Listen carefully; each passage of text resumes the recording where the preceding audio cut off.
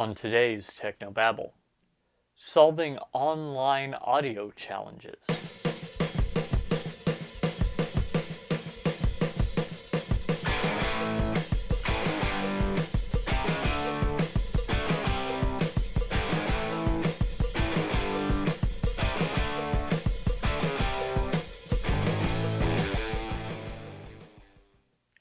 Hi, and welcome again to another episode of Technobabble. This is the show where every week I help you use video and graphic design in your church.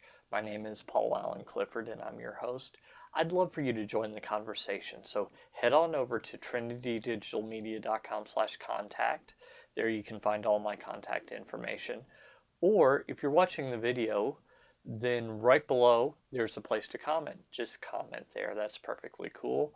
Or hit me up on Twitter, Paul Allen Cliff, PaulAlanclif. So there's a problem with doing online video, and that problem centers around the sound. It tends to be bad, not just kind of bad, I mean really bad, especially during music. The reason is that the audio engineer might mix very well for the sanctuary, but it's going to be different. Let me give you an example.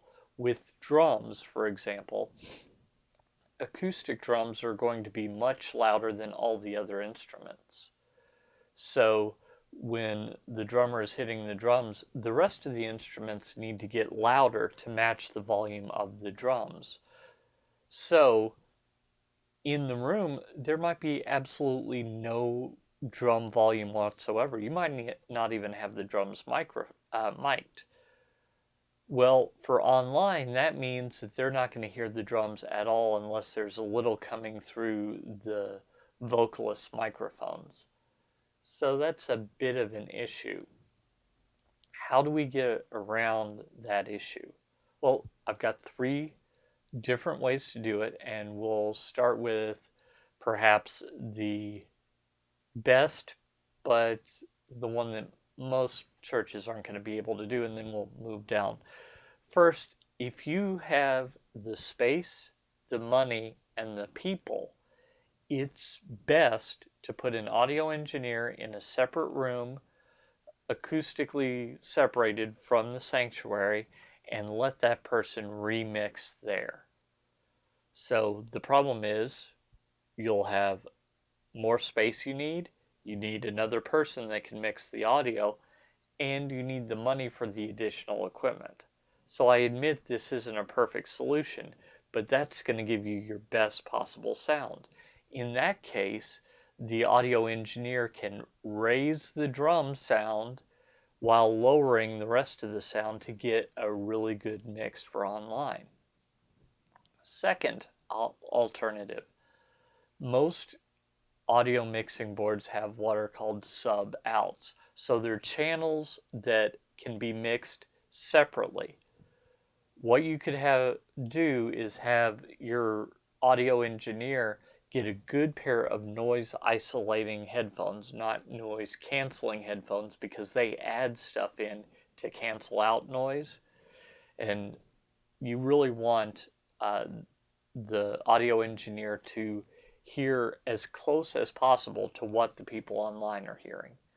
So noise isolating headphones, and then they can remix with the sub out. The downside of this is that your audio engineer might be already overtaxed. It could be that will be too much of a distraction. Adding a separate person on the same board is kind of difficult and problematic. So just keep that in mind as something that I don't know if you want to do or not. The third way of doing it is getting an ambient mic, a mic that absorbs the sound in your room, and adding that into the mix. This is the bare minimum of what you should be doing. If you've got bad sound online, and listen to it, and it'll sound bad, trust me. People that you thought could sing suddenly can't. They sound flat, or they sound not right. Maybe there's too much of one instrument and not enough of another, etc. Adding in some ambient mic will help a bit, but it's really not the best solution. I do want to say that even if you go with the best solution, you could have a problem with monitoring the mix. If you have beautifully perfect near field monitors, speakers that you're listening to the mix in, they probably reproduce the sound pretty faithfully. Now, I want you to contrast that with some of the other possibilities that people are actually more likely to be listening to your mix with. Cheapo earbuds, computer speakers, maybe the speakers on their smartphone. Maybe you want to mix with good near field monitors, but it's worth checking with all these other lesser solutions, because if it turns out that in your near field monitors it sounds beautiful across the board, but in cheaper equipment it sounds muffled, it could be that you need to boost the high end. You see what I'm saying? Could be you'll need to boost the low end. You just might need to re-EQ the whole mix because of this problem that people are listening to it on kind of bad equipment. So figure out who your audience is, figure out what they're listening on, and use that information as you're mixing. I hope that helps you. If it does, and you want to join me in what I'm doing, just head on over to trinitydigitalmedia.com/gifts, GIFTS, and you can sign up for my newsletter. And I've got a couple of gifts that you can choose from, including a course on doing video.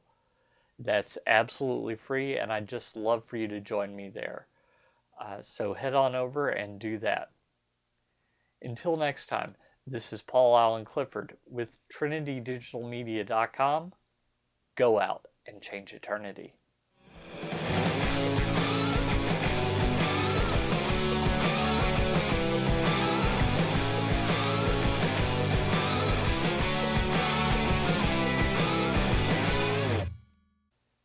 On today's Technobabble, taming the perils of... Take two. On today's Technobabble, taming the perils of online audio. Let's do three. On today's Technobabble, floor